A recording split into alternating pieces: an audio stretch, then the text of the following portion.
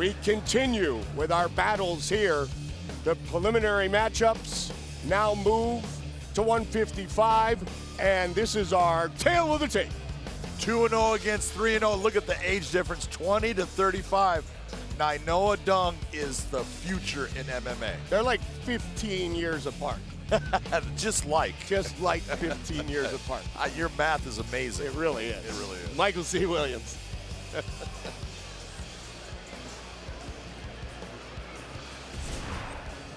Ladies and gentlemen, inside the Bellator cage here at the Bellator 224 prelims, we go to the lightweight division set for 3 5-minute rounds. Introducing the blue corner at 6 foot, weighing in 155.1 pounds. His professional record undefeated at 3-0. He fights out of Topeka, Kansas, Brad Robison. Across the cage, his adversary out of the red corner at 6'1", weighing in 155.9 pounds. His professional record undefeated. He brings 2 wins without a defeat. Fighting out of Makaha, Hawaii, presenting Nainoa, the babyface assassin Dung. In charge of the action, referee Todd Anderson. Todd Anderson, our referee, and Dung took out a fellow Hawaiian in a backyard brawl in his Bellator debut. And this was one of the big fights that all the Islanders wanted to see was who was going to win this. And when I say, like, Nainoa Dung is the future, that's because this is a kid that has been doing MMA since he was 5 years old. Nainoa Dung, the Hawaiian, in the red gloves. Robison in the blue gloves, and our fight clock brought to you by Miller Lite. Great taste, only 96 calories. Fight at 155. 2-0 as a professional. Dung 3-0. Topeka, Kansas's Robison.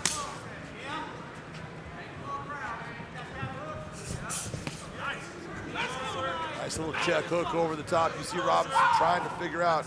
He wants to get into Nainoa Dung to close that distance, stay away from the kicks. You see him dive into the takedown. This is what I'm talking about. When you've got someone like Dung, who has been doing the sport of MMA, all the different disciplines. He kind of started, you know, his dad was big into kickboxing and started with all that, but his wrestling is good, his jiu-jitsu is good, his kickboxing is outstanding. He is the full package. And when you fight someone that is good everywhere, it's so difficult to find that spot where you can shine.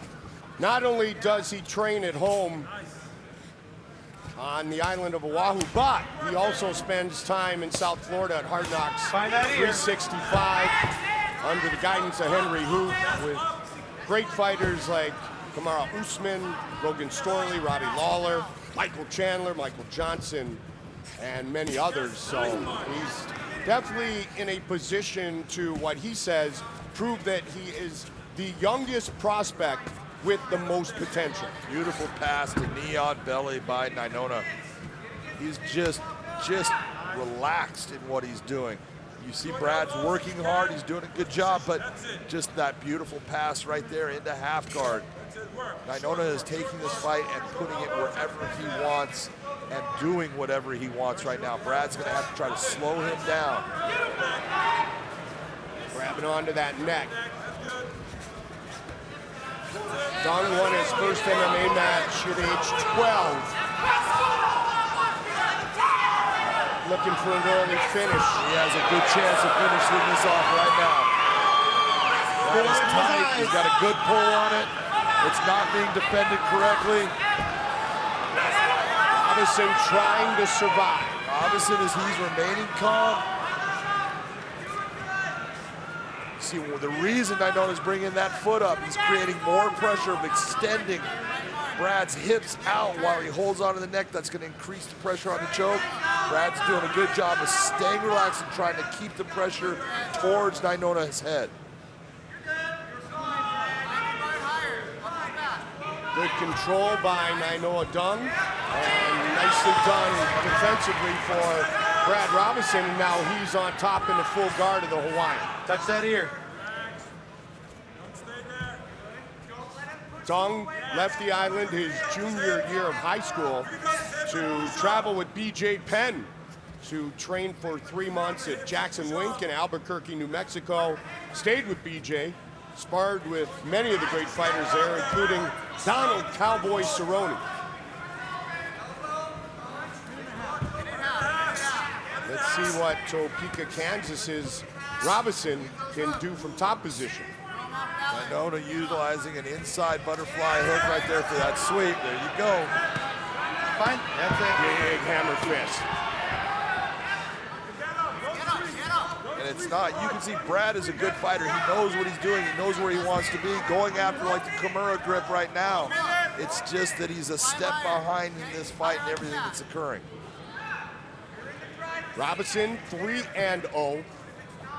Dung at just 20 years old, 2-0. One of those wins we showed you was his Bellator debut in Hawaii against Kona Oliveira, who we will see in our preliminary action here this evening from the WinStar World Casino and Resort. 30 seconds on the clock, round one. Trying to hold on to that Kimura grip, and it's not a bad idea by Brad Robison to hold on to that right now because that's going to keep him safe. Tries to bring the arm out. That's why Nainoa dove. That was tight. You felt it. You saw him dive over. That's why you hold on to that. A Kimura grip is a strong position. Final 10 seconds of round number one. Touch that ear.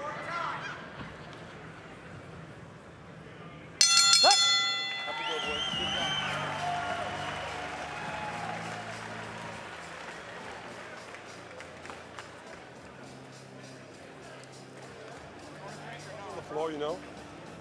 Stand there. Dude. Hey, listen, it's easy work. Easy work when you, hey, listen to me or not. Stay on a distance. You don't need to go to the floor. You squeeze your arms for what?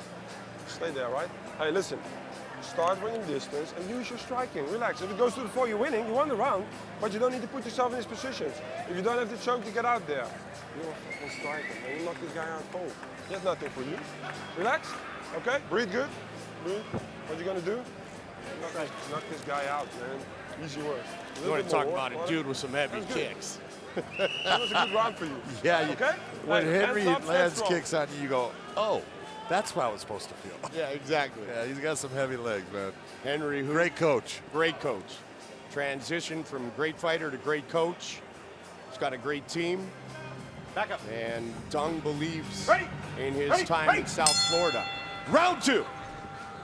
Nainoa Dung in the red gloves, blue gloves for Topeka, Kansas's Brad Robison, who has finished all 3 of his professional victories. You just saw, just at the beginning of that round, you saw, as Brad started to go to the kick, you saw Nainoa back off, and then he came with the second one, and he just sat there looking to just take it, hold it, counter it. That's what he needs to do. Look at, he's the more dominant fighter in the striking position. So since you know you're the more dominant guy, utilize that. If that guy comes forward with an attack, make him pay for it with the counter. Southpaw Robison, 10-2 as an amateur. 2 knockout wins as an amateur, 1 knockout win as a professional. Watch out for his submissions, though. They clinch. Nice job of taking backside by Brad Robison. Brad Robison is showing a lot of technique in what he does. He may not be as physically gifted as far as speed as Dung is, but technique will get you there. If you have good technique and you just say, I'm going to stick with what I do, this is where you can be on top and try to do damage now. Round 1 on your scorecard? Well, round 1 went to Nainoa Dung. He's the one that landed the bigger shots. There was the little transition of the grappling. There was the Kimura grip, but it never was that point where it was a long attempt where he was going to possibly submit it. You saw Dung have to jump out of it, but he did that to defend it, and he did it well. Just about 2 minutes into round number 2. Fight scheduled for 3 5-minute rounds. Bellator debut for Robison's second fight in the Bellator cage for Dung. And you're seeing in this position right here, you're seeing again that butterfly hook. Robison is starting to grapple and wrestle. And instead of striking and trying to finish a fight, he's now starting to hold on to Nainoa Dung, and he needs to figure out, when do I need to open up that I can start doing some damage that the judges are going to give me credit for. That's it, boys. Midway point of this fight.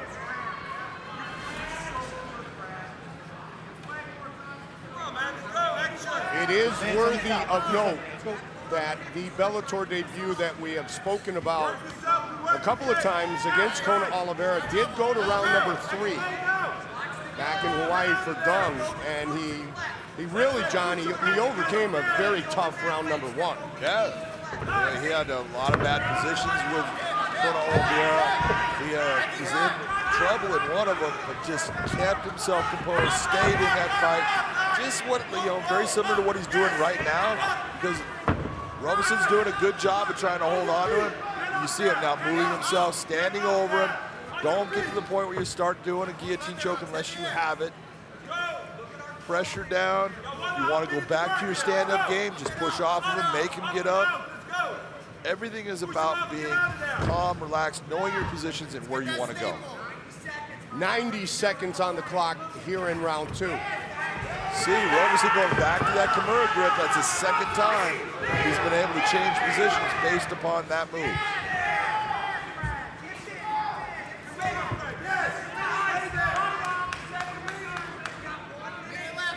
When asked what his greatest strength is, Brad Robison said, toughness, and I'm too stubborn to quit.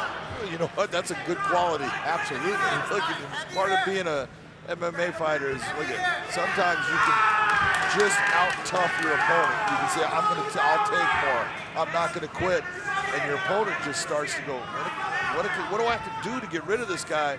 And eventually, he can't win. And there is, and we've talked about it many times, John, there is something to be said about a 20-year-old fighting a full-grown man. And then he punches him in the face really hard about 3 times. And writes him out. He got hurt there with that one shot. You can see his response. It's pretty apparent when you're watching the fight. You see a professional fighter, a guy who's had basically 15 fights in his career, 3-0 as a pro, and he went from being a professional fighter that's looking at his opponent to getting hit and then covering up like he's on a schoolyard. That's it. Round 2 in the books.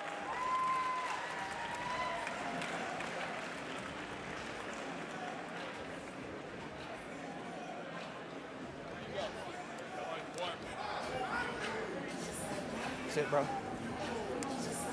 Okay. Had him, right? Listen good, stand strong, man. You're a young guy. You had him there, you had him hurt, then he go for a choke. Why you go for a choke? Here's that beautiful sweep by Dung, getting up, lands that right hand. It stuns Robison, and then he lands again that right hand. You can see the shockwave moving him. He then tries to grab hold of the legs, but pulls him right into mount, not a position he wants to have him in. And he's doing that because his brain got rattled. Those shots hurt. That was a big shot by Nainoa Dung. Seconds out. Beautiful job moving right into mount, landing big shots. Brad Robison just hanging tough in this fight.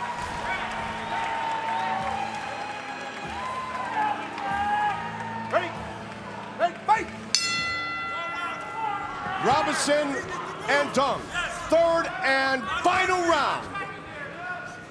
Did Brad Robison do enough in round number 2? No. What happened in that?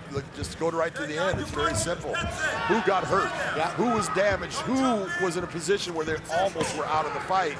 It was Brad Robison. It wasn't Nainoa Dung, so Nainoa wins that round. You know, with your knowledge, you could be a ref or a judge. I thought about trying, but I was like, Too much work. too much. Running around, blocking our cameras. Yeah. Too big a butt. Yes, you do. It's like an eclipse. We'll tell that story later. Tough kid from Topeka, though. Oh, super tough, man. Yep. I love, and look at what he's doing right here. He's trying to close that thing. That was a big knee. Nice knee by Dung. Nainoa hitting him with bigger shots, harder shots. You see Robison utilizing his grappling to try to slow it all down, keep himself in the fight. He's just not able to do any damaging things to Dung that's going to slow him down in the fight right now. It's good, the grappling part you're seeing here. When you're seeing Nainoa had that left underhook, that's weight on it. That makes the punch slower when he gets free, if he does, when he tries to throw his shots. So it's all smart fighting by Robison. Just, hey, if I'm going to be in here with this kid, let me try to wear him down. That was a nice little left hand by Nainoa Dung. Dung extremely confident in all of his skills inside the cage. Yeah, but he's learning something tonight. Against Brad Robison, he's fighting a guy who he's taken everything that Nainoa is putting out there, and he's not quitting, he's not stopping, he's not giving an inch. And that's the kind of guy you need to have fights against. I was going to say, which in the big picture is good. Only going to make you better. Because you think when you're young and you're good and you're going through these fights and you're getting rid of everyone, you think that's going to continue to happen. And then you're going to meet that junkyard dog like Brad Robison is right now, and it's just a different world. We're going to drown in the deep waters the first time. That has not been the case in this back and forth battle. Robison almost moving to a full mount. He's in what we call quarter guard. His foot is still between the legs of Dung, which gives the ability, nice hip movement by Nainoa. His timing is outstanding. And you get that through repetitions and a feel of doing this. And look at, although he's only 20, he's been doing this for a while. Amateur record of 5-0, as John mentioned. He started training MMA, at least what we've been told, with his dad at age 4. Had an amateur kickboxing match at age 6. That's an early start. That's a big shot. Got the back, and those are big, big shots from Dung on Robison. And what Dung needs to do in this position, pick your shots. Don't just throw. Look for the shot, get some power on it, and start leveling heavy shots on him. That's how you'll break him down. As you pointed out, partner, he'll come out back door. Yeah, this kid's been raised to be a fighter, and he's turning it up here with under 90 seconds remaining, looking for the finish. Big elbow strike. Stay off his eyes. His finish in his Bellator debut came in the 3rd round. Just over a minute remaining in this fight. Move your feet. Hey, move your feet. That's the second one for the night. Yep. Man, what we have there, we got a man, he is a grounded fighter. And Nainoa Dung threw that kick. It did kick him to the head. That is illegal. You see him, he's on his butt. You see that leg touching the ground. See that knee down. Now the kick did not hit the face, it did hit the body. That body can be attacked, so it did not. I thought it hit his face, but it might have just grazed and touched. Trying to take a look and see where it's at. I will not see it from this angle, but that's all right. That's why I thought that's what we saw when we were watching it live. Here's the look on the replay. It grazes him. It's definitely not something that should put him out of the fight. But Todd Anderson is now You're working responsible for with. this kick. I can see that vibration shoot through his neck. So you've got him right in the chin. You understand? That's your responsibility. I'm going to check on him and see how he's doing before I make a decision. And what can happen here is Todd Anderson, the referee, what he's doing, he's checking on Robison. He knows that it didn't hit him to the face hard, that most of that power went to the body, but it did touch how much time we got left? His face and head. You're going to see him probably bringing a ringside physician 1 just minute to left check Brad Robison of the 5. out. But where's my doctor? he's going to try to bring this to the point where feet, they can restart it. If they don't, it will go to what is a technical decision by Where's my doctor? scoring what we have of the 3rd round and going to the cards. Todd Anderson calling for the doctor.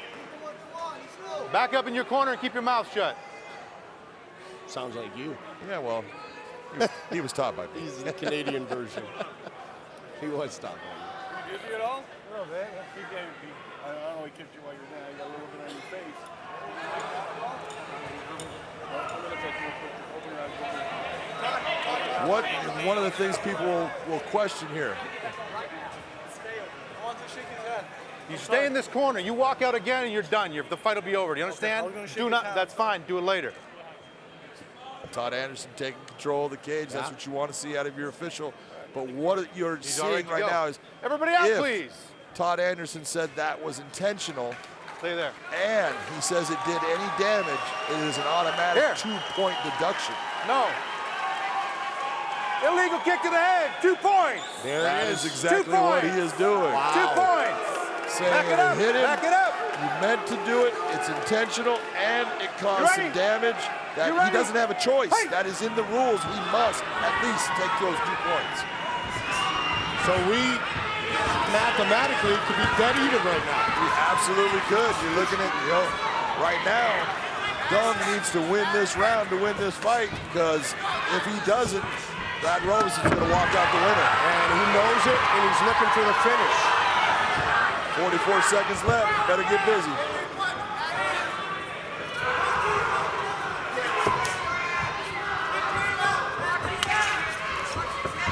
Dung turning it up.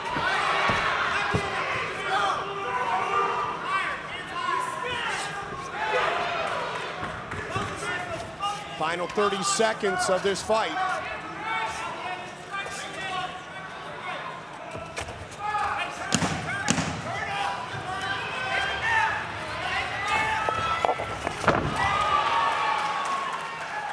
Interesting round number 3, to say the least. They go the distance. Now let's see how all this mathematics works out. Well, now it goes, because we had the foul. If the fight had to end based upon the foul, and it was an intentional foul, then Nainoa Dung was in a position where he could not win the fight. He could walk out with a draw or a loss. Brad Robison could not lose the fight. He could walk out with a win or a draw. Now that it's gone to the normal conclusion as far as it's the end of the 3rd round, either guy can win the fight. Ladies and gentlemen, having gone the distance inside the Bellator cage, we'll go to your 3 judges at cage side. All 3 judges, David Sutherland, Jaron Villel, Michael Bell, all 3 scored exactly the same, 28-27. I'll have it for the winner by unanimous decision. Nainoa, the babyface assassin.